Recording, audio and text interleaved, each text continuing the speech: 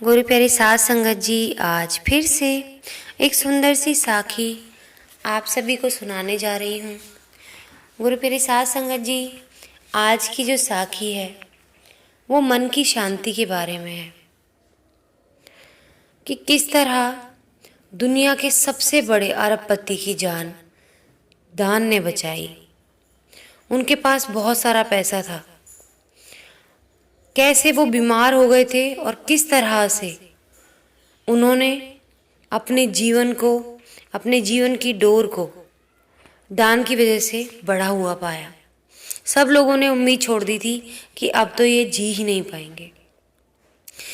तो आइए गुरु प्यारी साध संगत जी, सुनते हैं आज की ये सुंदर सी साखी जो बताएगी कि मन की शांति से बढ़कर दुनिया में कोई सुख नहीं है। ये कहानी है जॉन डी रॉकफेलर, दुनिया के सबसे बड़े अमीर आदमी, जो कि सबसे पहले अरबपति थे।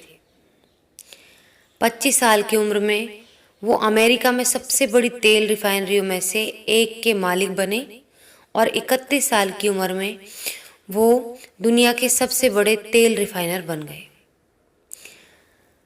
38 साल उम्र तक उन्होंने यूएस में 90% यानी 90% रिफाइंड तेल की कमान संभाली और 50 की उम्र तक वो देश के सबसे अमीर आदमी हो गए।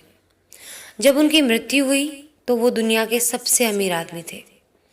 एक युवा के रूप में वो अपने प्रत्येक निर्णय, दृष्टिकोण और रिश्ते को अपनी व्यक्तिगत शक्ति और धन को बढ़ाने में लगाते थे।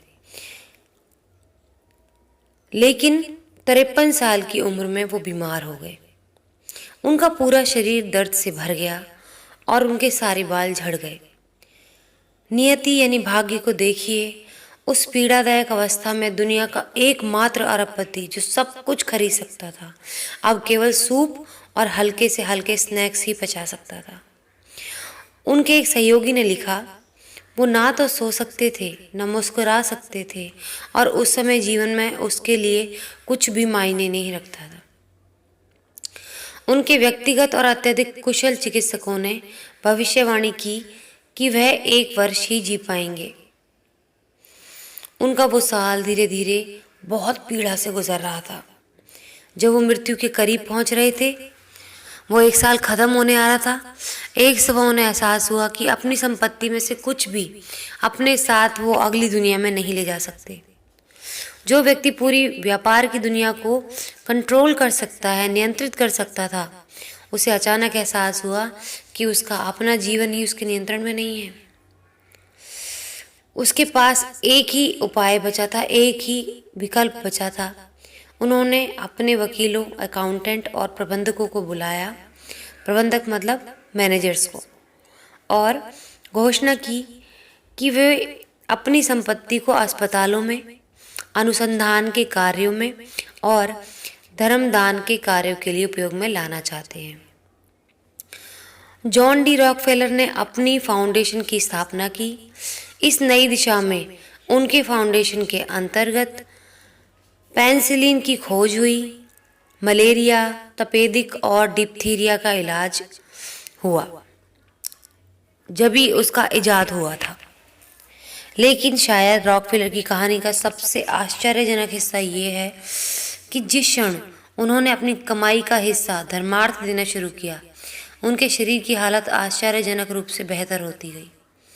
एक समय ऐसा लग रहा था कि वो 53 साल की उम्र तक ही जी पाएंगे, लेकिन विधि का विधान देखो या फिर उनके कर्मों का लेखा देखो जो उन्होंने पुण्य कर्म किए, उससे वो जहाँ 54 साल तक की उम्र तक यानी 53 साल तक की उम्र तक ही जी पाते, वो 98 साल तक जीवित रहे। कहाँ 53 साल और कहाँ 98, बहुत बड़ा अंतर था। जहाँ लोगों ने 52 साल की उम्र में ही उम्मीद छोड़ दी थी कि ये अब जी नहीं पाएंगे, सिर्फ 1 साल तक जिएंगे, तो ये 45 साल वो और जिए। किस वजह से? सिर्फ दान और पुण्य कर्मों की वजह से। तो रॉकफेलर ने एक कृतज्ञता सीखी और अपनी अधिकांश संपत्ति समाज को वापस कर दी। और ऐसा करने से वो न केवल ठीक हो गए बल्कि एक परिपूर्णता के एहसास में भर गए। उन्होंने बेहतर होने और परिपूर्ण होने का तरीका खोज लिया। ऐसा कहा जाता है कि रॉकफेलर ने जन कल्याण के लिए अपना पहला दान स्वामी विवेकानंद के साथ बैठक के बाद दिया और उत्तरोत्तर वे एक उल्लेखनीय परोपकारी व्यक्ति बन गए। स्वामी विवेकानंद ने रॉकफेलर को संक्षेप में समझाया कि उनका ये परोपकार गरीबों और संकटग्रस्त लोगों की मदद करने का एक सशक्त माध्यम बन सकता है।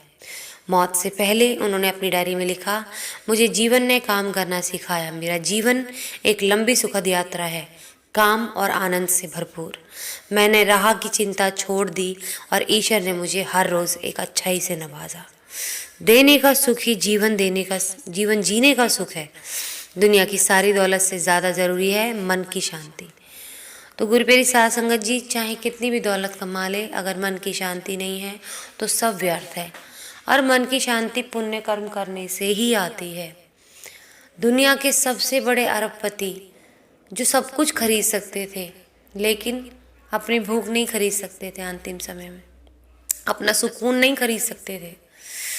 वो इतने अमीर होने के बाद में भी क्या खा सकते थे? सिर्फ एक सूप पी सकते थे। गुरु प्यारी साध संगत जी, जब उन्हें यह एहसास हुआ कि मैं अमीर होने के बाद मैं ना तो कुछ खरीद सकता हूँ अपने सुकून को और ना ही अपने साथ इस धन को ले जा सकता हूँ, तो फिर मैंने क्या कमाया जीवन में। जिस दर्द से वो गुजर रहे थे, उन्होंने सोचा कि जिस तरह मैं दर्द से गुजर रहा हूँ कोई और दर्द से ना गुजरे। तो उन्होंने सोचा कि क्यों ना मैं अपनी संपत्ति को पुण्य कर्म में लगाऊं। शायद किसी को सुख पाते देख मुझे सुकून आ जाए। और वही मन की शांति की तलाश में उन्होंने अपना सारा धन जितना भी था वो उन्होंने अपने दान कर्म में लगा दिया। और गुरु प्यारी साध संगत जी, फलस्वरूप क्या हुआ, वो जहाँ 1 साल जीने वाले थे वो 45 साल और जिए। किसी एक इंसान की आधी जिंदगी और जी कर गए। तो यही ताकत होती है पुण्य कर्मों की। अगर हम पुण्य कर्म करेंगे तो इसी तरह हमारे जीवन में वो पुण्य कर्म असर छोड़ेंगे हम पर। और इसी के साथ साथ मन की शांति आई रॉकफेलर जी को। जब उन्होंने इतने पुण्य कर्म किए और वो फले तो उनको तब मन की शांति आई कि हाँ, अब मैंने सही मायने में सब कुछ पा लिया है अपने जीवन में। सिर्फ पैसा ही पाना सब कुछ नहीं था मेरे लिए। मैंने औरों का भला किया और उससे उनको वो सुख मिला, वो ठीक हुए, वो मेरे लिए सबसे बड़ी मन की शांति थी। मैं अपने लिए बेशक से सुकून ना खरीद सका, लेकिन दूसरों के लिए वो सुकून शायद खरीद पाया। यही मेरे मन की शांति है। तो गुरु प्यारी साध संगत जी, आज इसी के साथ इस सुंदर सी साखी को यहीं समाप्त करना चाहूँगी। मिलती हूँ आपसे अपनी अगली वीडियो में नई साखी के साथ। तब तक के लिए खुश रहें, सच्ची सेवा करते रहें, सुमिरन करते रहें।